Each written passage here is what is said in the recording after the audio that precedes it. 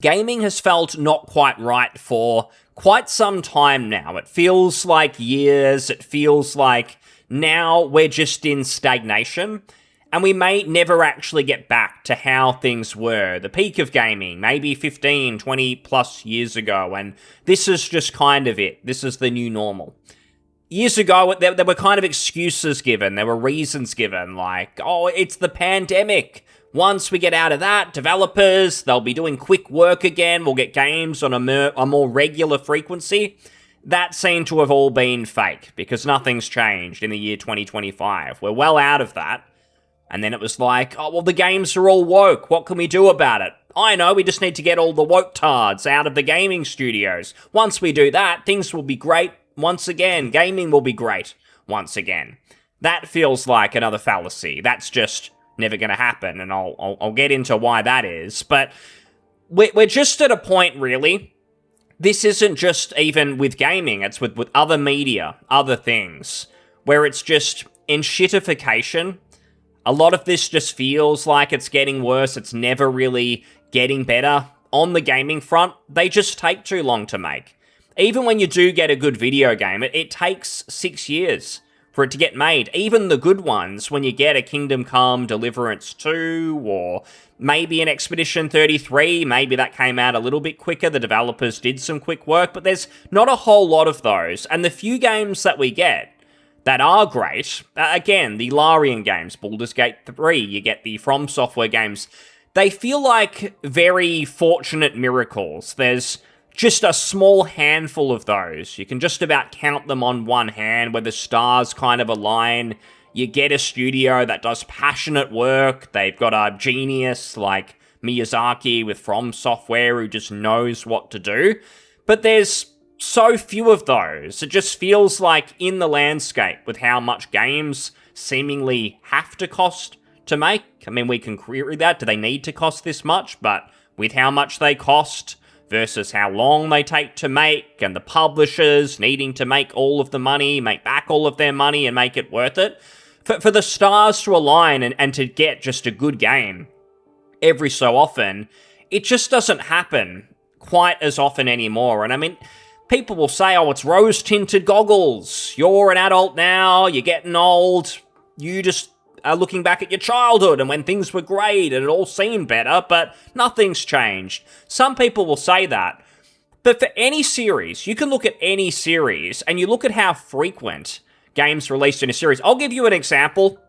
It's going to be an out there one. Kingdom Hearts. Probably not for everyone who's watching this, but I used to have a friend who loved it. I finally checked it out and I thought, what is this all about? I'll have a look.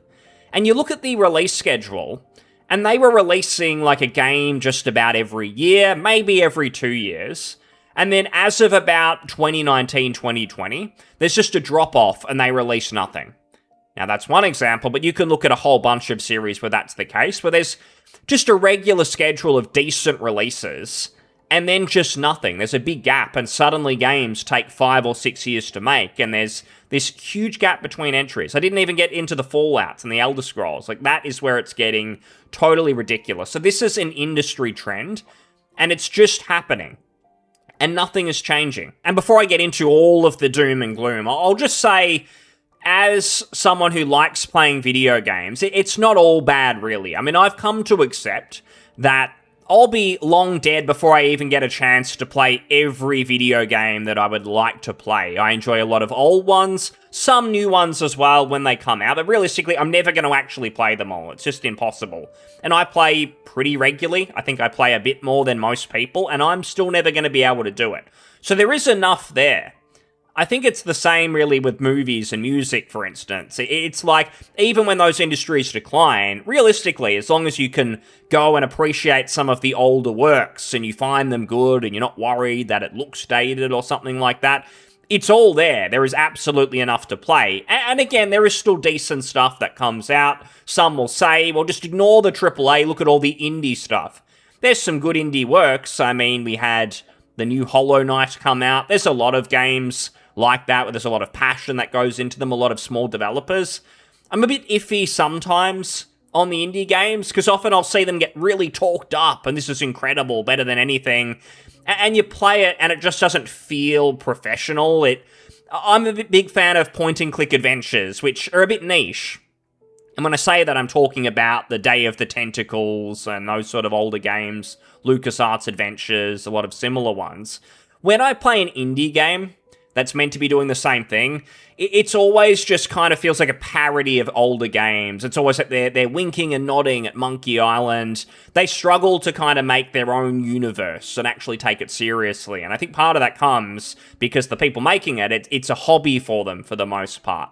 There's not that many indie studios where they're working full-time, and I used Hollow Knight as an example because I think they are. That is an example of where it feels professional, and they are taking it seriously. There's probably just not that many indie studios at that level making lots of games that maybe I like. Maybe they're making other types of games.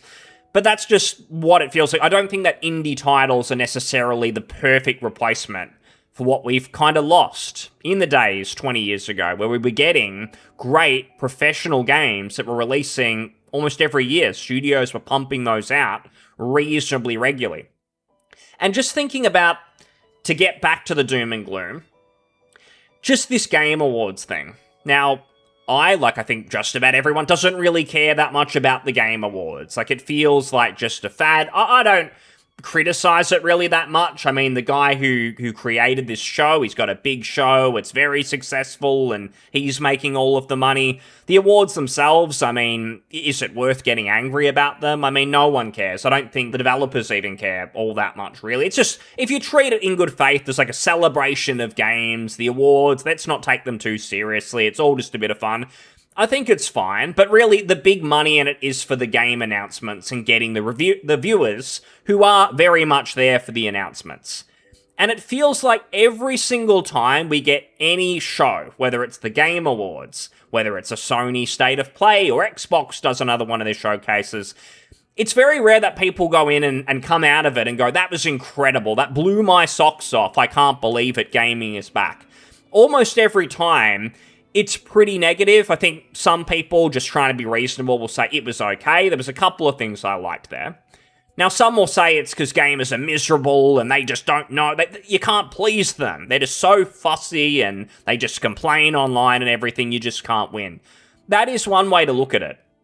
But again, things have changed.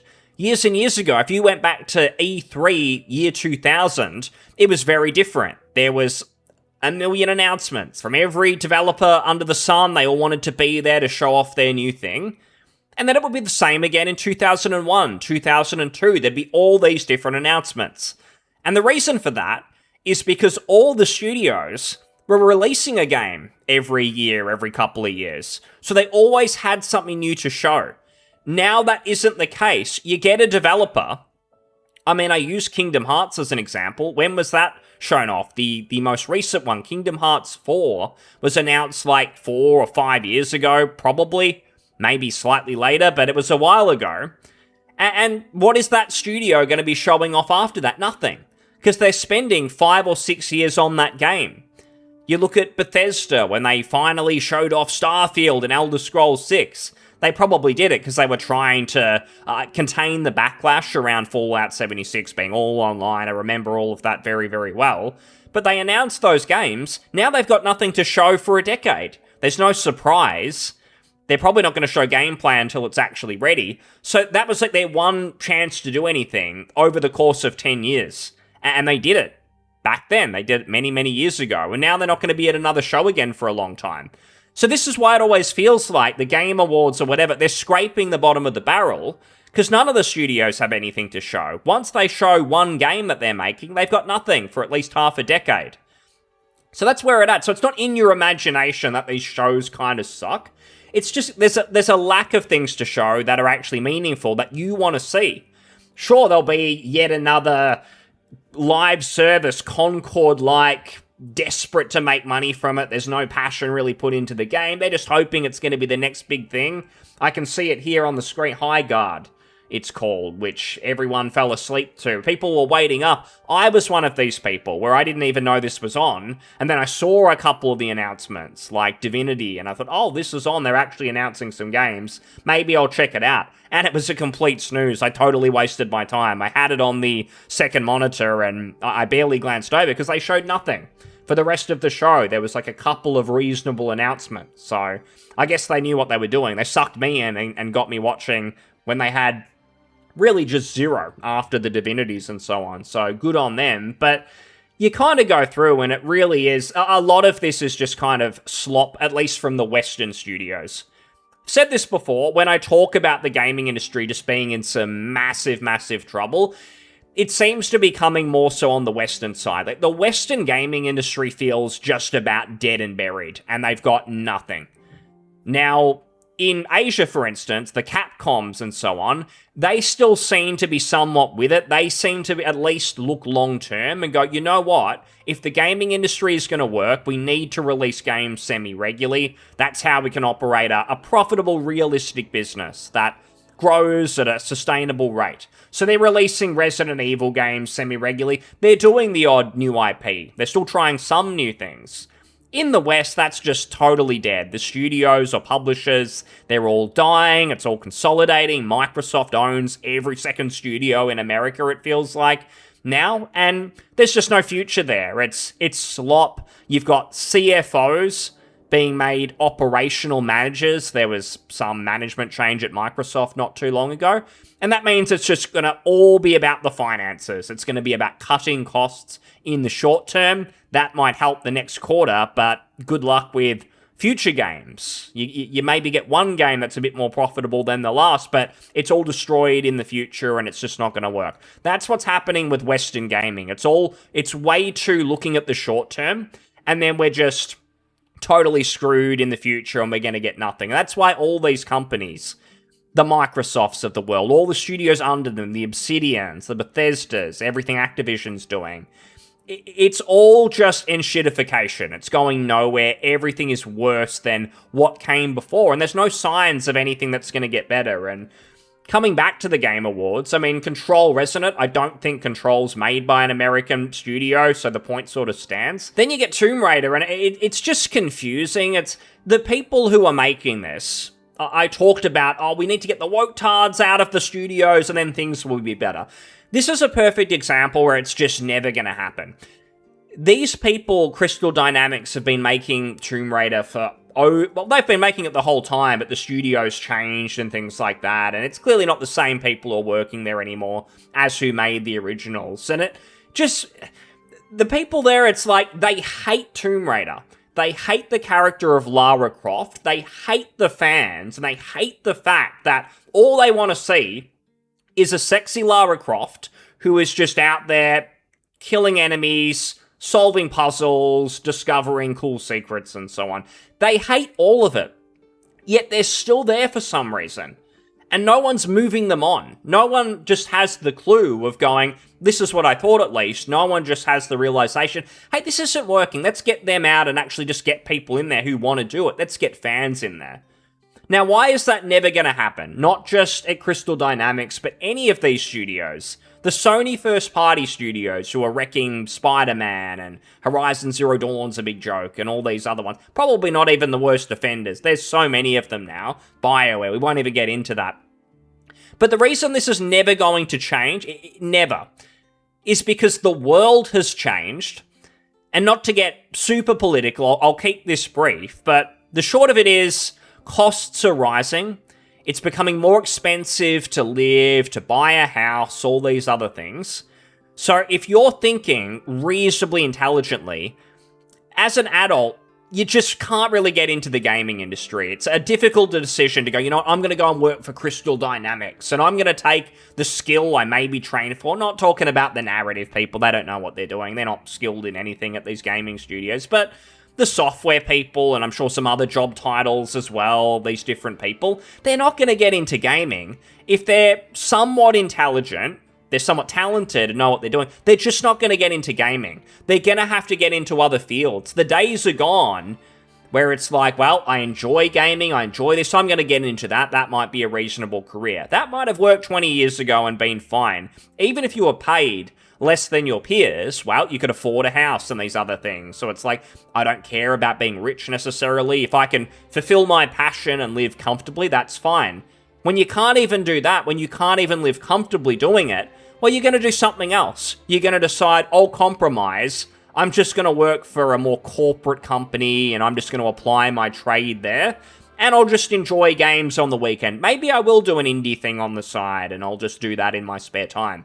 That's what's happening. The talent isn't actually there. And I think I've been wrong about this in the past, where I thought, and I maybe had the hopium, just get rid of these retards and get in the good people.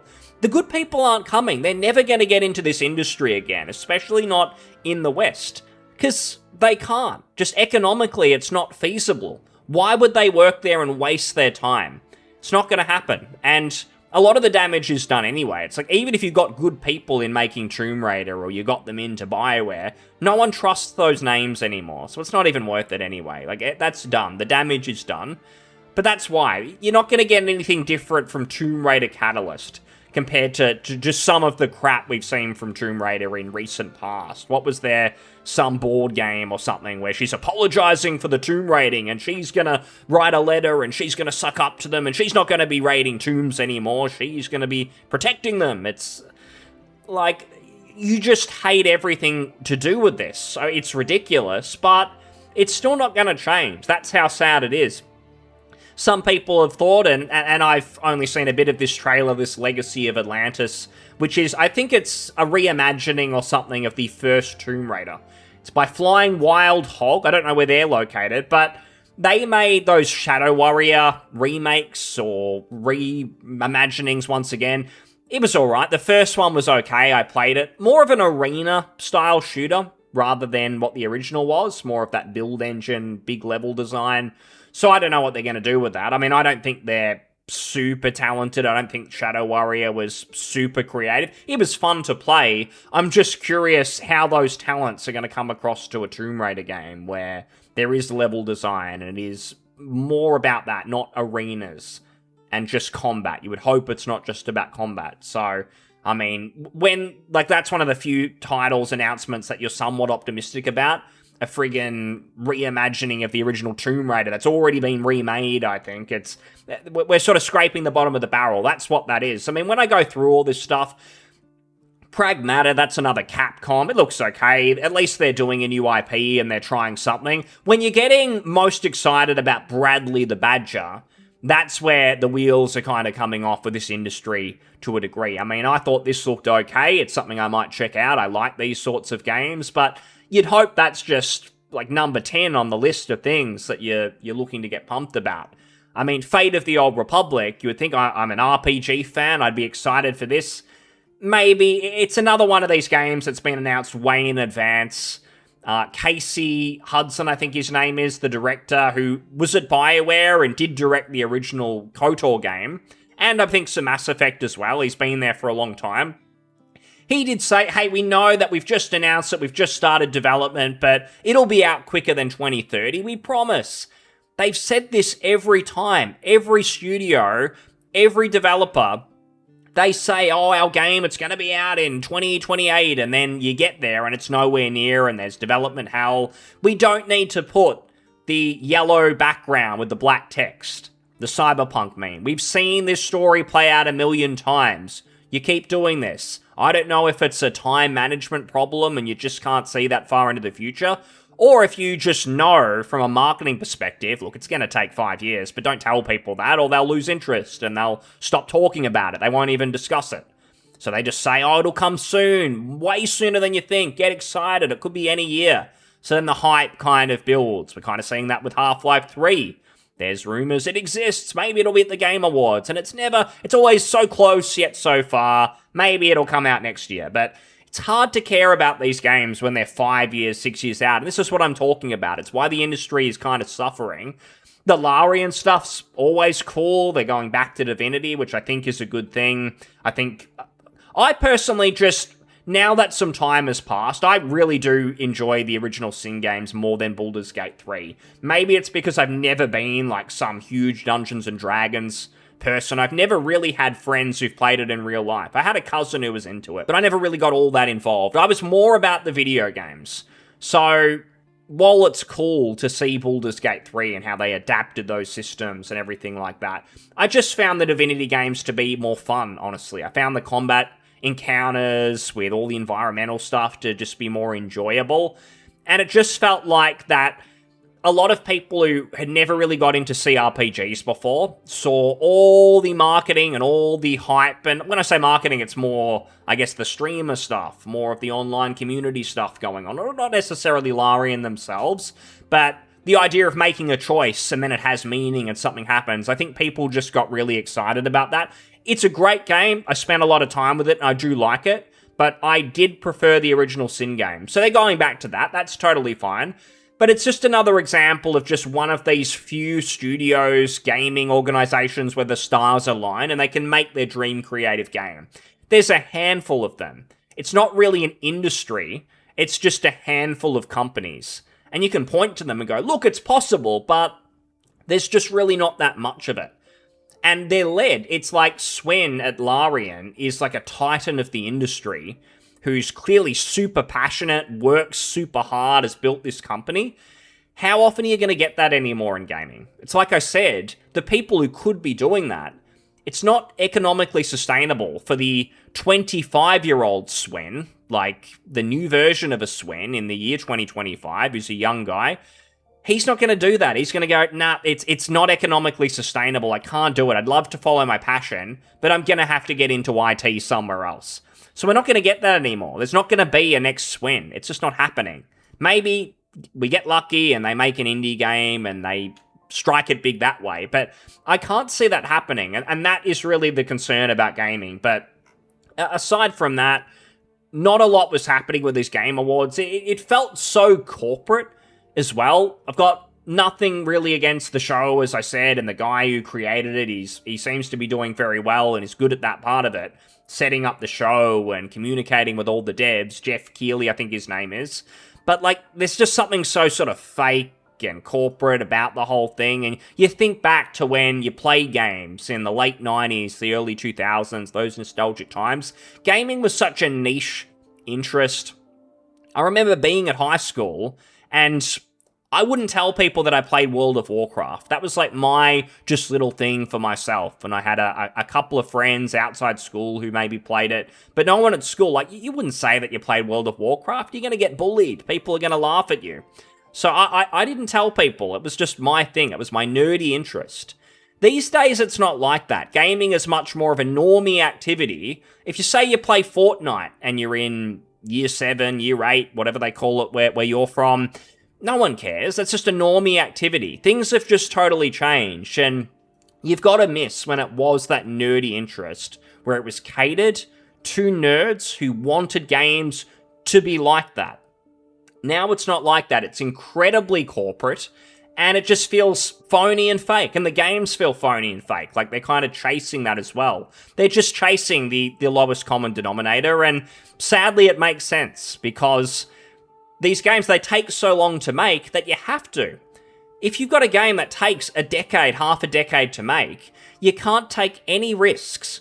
You're just going to have to dumb it down to the point where anyone can pick it up. Doesn't matter if they've missed the previous entry. It doesn't matter if they've never played this genre of game. It's got to be accessible to them, or the publisher's going to be running scared. They're not going to allow that. So it just means no depth. If you invest in a series, you're almost punished because you're invested in the series. And it's funny because I've talked about Kingdom Hearts a few times. I'm still pretty new. I'm just playing the first game.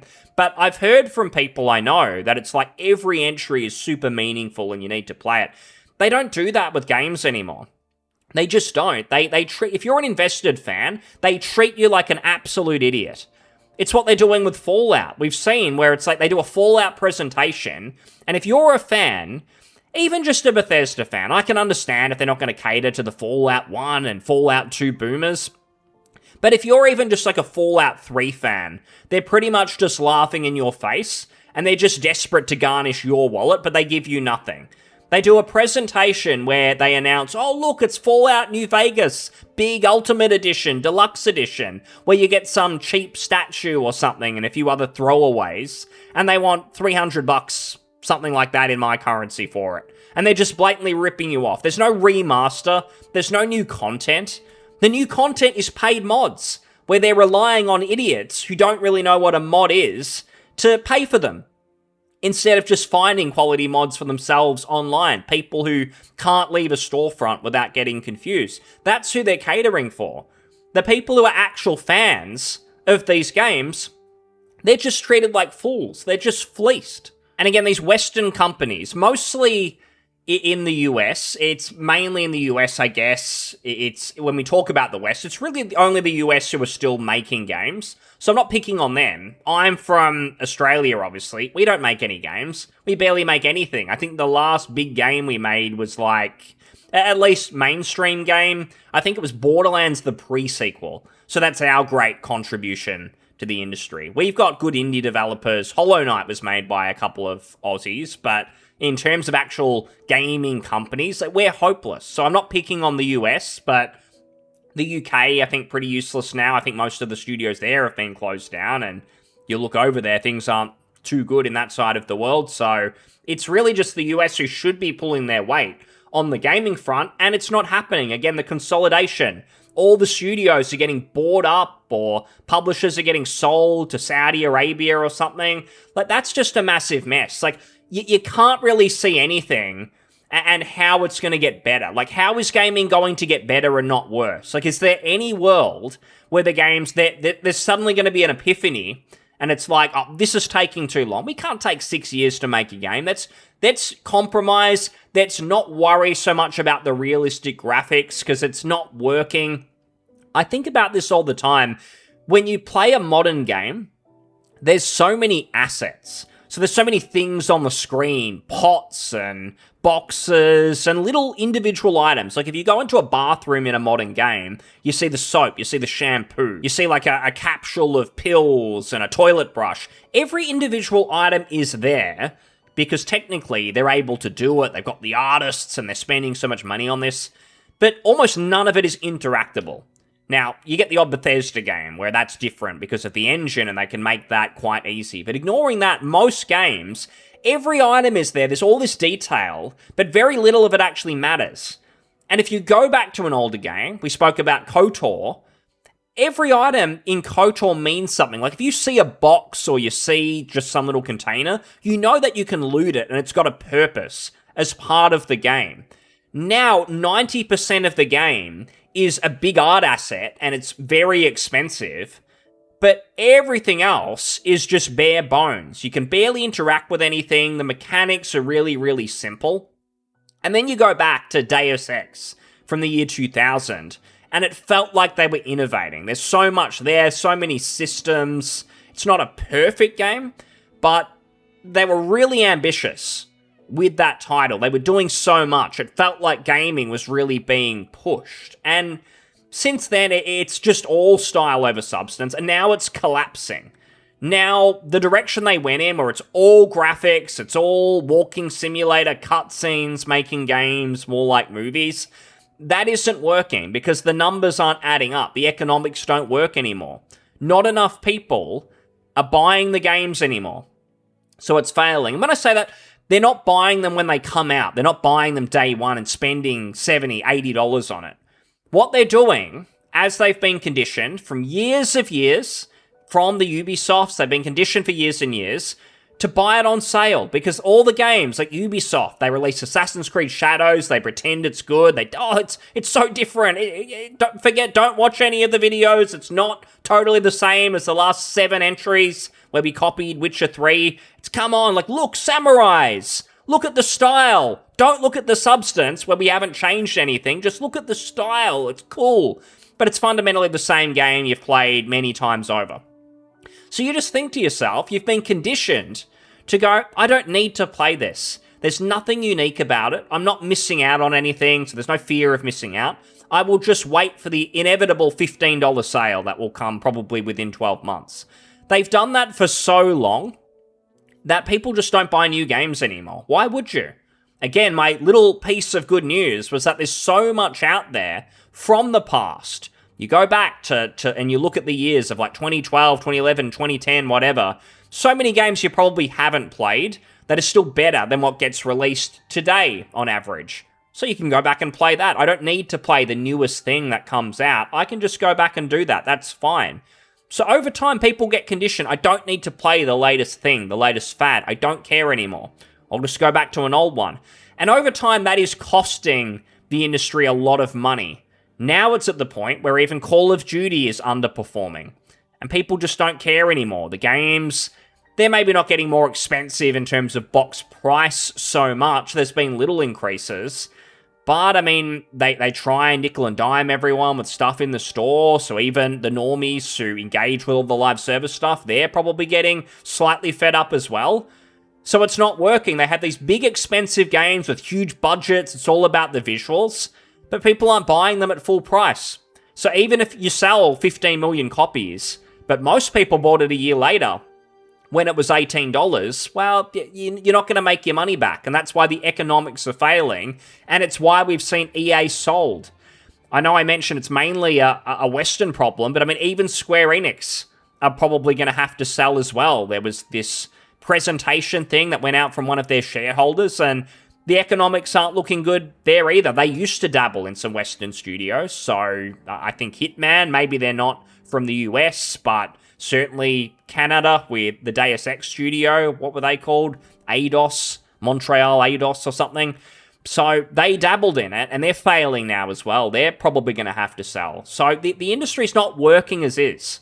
The only way I see anything changing, it might be a situation where things have to get worse before they get better, where there is a bit of a crash, and eventually maybe this becomes more of a nerdy industry once again, where it's not about the visuals.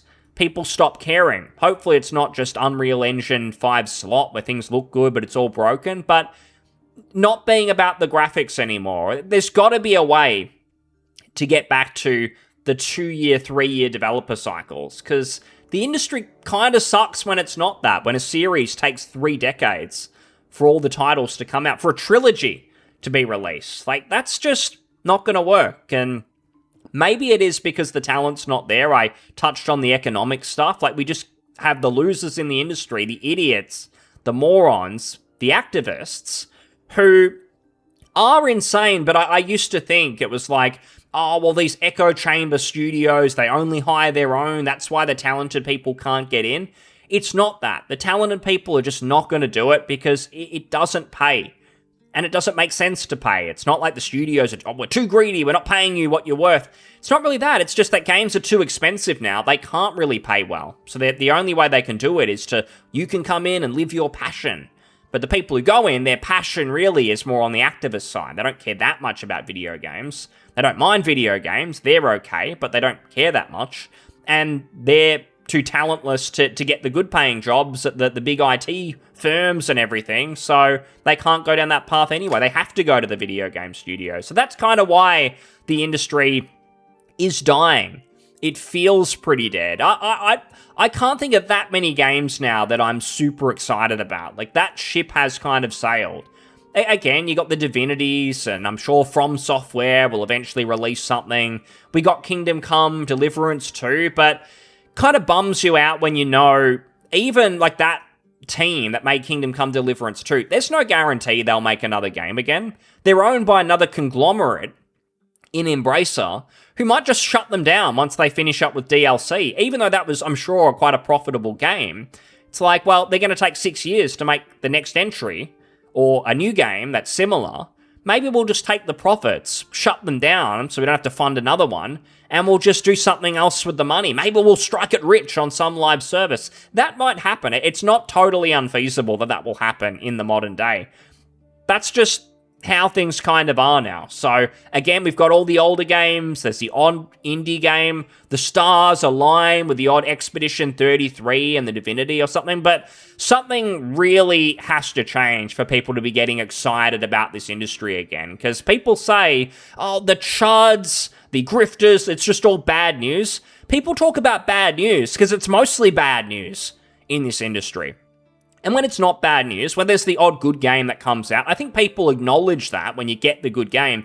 But again, it feels like a light in the dark. It just feels like a one-off, and not that the industry's moving in a positive direction. Like, Baldur's Gate 3 is not a sign of the industry going in a positive direction. Like, every other gaming company was against the game and saying it was unrealistic, and it probably is. The stars align with that because you have a very talented figurehead there who can manage a team and maybe manage to find the right people outside of the US where he is. So things are not looking so hot at the moment. Hopefully it changes, but right now I'm playing older games.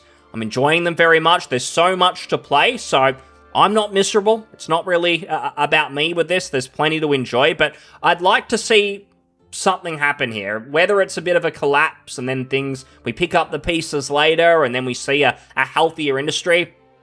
I'm not going to cope, probably won't happen, but maybe one day. I hope we're not just in for shitification until the end of time. Hopefully eventually the quality, the positivity around this increases, because not looking good so now. But we'll leave it there. Thanks for listening. I'll see you on the next one. Cheers. Bye.